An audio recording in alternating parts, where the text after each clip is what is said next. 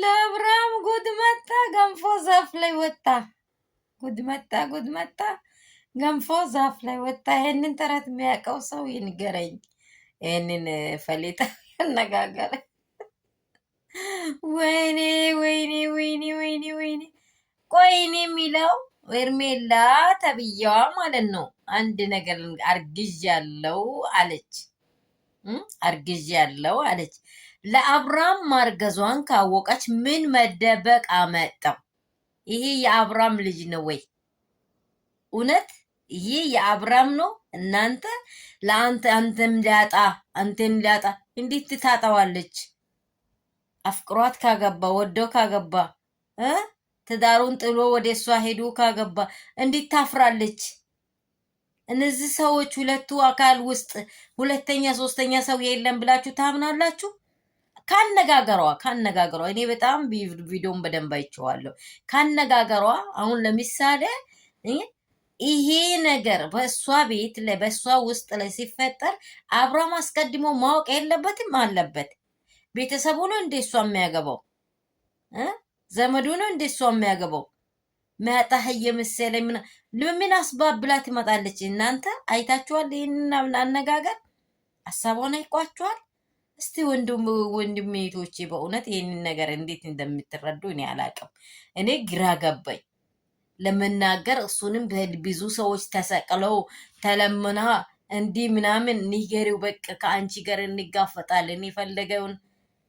አብርሃም ምን ያህል ስሜቱ እንደወረደ አይታችኋል? ከሰማ በኋላ ይሱ እንዳልሆነ 100 እጥፍ ያምናል። 100 እጥፍ ያምናል። ምክንያቱም ከአንተ ጋር እየቀረብኩም አይደለም። ኢየሱስ ጌታ ነው።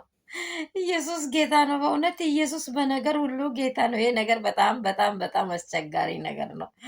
እኔ እኮ እሷ ልጅ አይፈጠር ይፈጠር የሚለው አመለካከት አይደለም እኔ ጉዳይ። እኔ ግን እኔ ጋር ያለኝ ጉዳይ ምንድን ነው? አብርሃም አያውቀውም ወይ? ከእሷ ጋር ያለው እሱ አይደለም ወይ? እሷ አብራ ካሳለፈች አብራ ከሱ ጋር ከሆነች መደበቁ ምን አስመጣ? እሷ ልትደበቅስ እንዴት ቻለች? እዚህ ቦታ በደንብ ጠይቁኝ።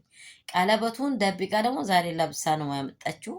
ይሄ ደግሞ በቃ ብዙ እቺ ሴትዮ ላይ ፌክ እየታየ ነው። ሰላም ሰላም ቤተሰብ እንደምን አላችሁ? ሁሉ ሰላም ሁሉ መልካም ነው ወይ? እንግዲህ ከቀኑ ይሁን ከየተኛው ደቂቃ ላይ እንደተለቀቀ ባላቅም እኔ አሁን ነው የገባሁት።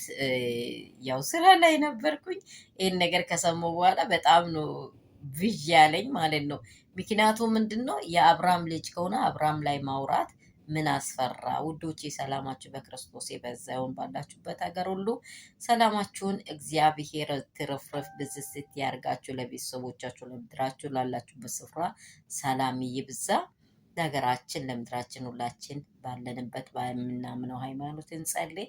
እግዚአብሔር ሀገራችንን ምድራችንን ራሳችንን ይጠብቀን። ሰላም ይብዛላችሁ እያልኩኝ የቪዲዮ ደግሞ የሚደርሳችሁ ይመቸኛል፣ ይጠቅመኛል የምትሉ ሁላችሁም ለብዙ ሰው ሼር አድርጉ፣ ላይክ አድርጉ፣ ሰብስክራይብ አድርጉ። በእውነት እየታየ አይደለም። እኔ አዲስ ነኝ፣ ያሳድጉኝ መዳም ቅመሞቼ እላችኋለሁ። ወዳችኋለሁ። ያው በጣም የተሰማኝ ነገር ምንድን ነው? ሄርሜላ አርግዣለሁ ብላለች። አርግዣለሁ ካለች ለአብርሃም ማውራት እንደዚህ ያህል የከበዳት ምንድን ነው? አብርሃምም ሌላም ሰውም እንዳላት ነው የሚያመለክተው ሀሳቧ፣ አነጋገሯ።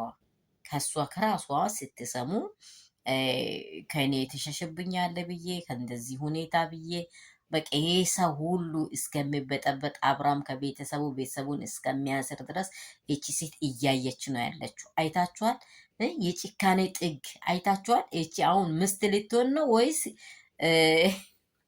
እኔ እንጃ እኔ እንጃ ምክንያት ወይንም ለልጁ ለመለያ ምክንያት ልትሆን ከሆነ እኔ አላቀውም። ብቻ እሷ አነጋገር በጣም ከባድ እና ከባድ ነው። የተተነሰሰ ሴራ ሌላ ጉዳት አሁንም በአብርሽ ላይ አለ። አብርሽ ተጠንቀቅ ነው የሚለው እንደኔ